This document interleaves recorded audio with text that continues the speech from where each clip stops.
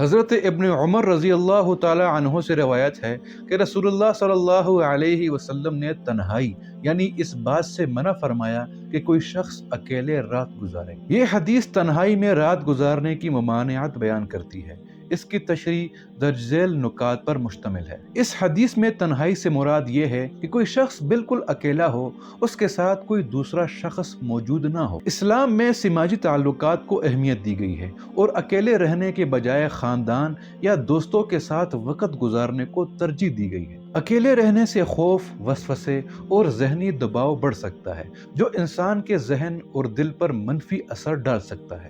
نبی کریم صلی اللہ علیہ وسلم کے دور میں اکیلے رات گزارنا خطرناک ہو سکتا تھا، جیسے چوروں، ڈاکوؤں یا دیگر خطرات کا سامنا۔ آج بھی تنہائی میں سیکیورٹی کے مسائل ہو سکتے ہیں۔ تنہائی میں انسان وسوسوں یا برے خیالات کا شکار ہو سکتا ہے، جو ایمان اور یقین میں کمی پیدا کر سکتے ہیں۔ اسلام میں اجتماعی زندگی کو فروغ دیا گیا ہے تاکہ افراد ایک دوسرے کا سہارا بنیں اور باہمی تعاون اور محبت میں اضافہ ہو۔ جب انسان تنہا ہوتا ہے تو اس پر شیطانی وسوسے زیادہ اثر انداز ہوتے ہیں اور وہ آسانی سے برے خیالات، حرام چیزوں یا گناہ کی طرف مائل ہو سکتا ہے۔ اجتماعیت گناہوں سے بچنے میں مدد دیتی ہے کیونکہ دوسروں کی موجودگی میں غلط کام کرنے کے امکانات کم ہو جاتے ہیں۔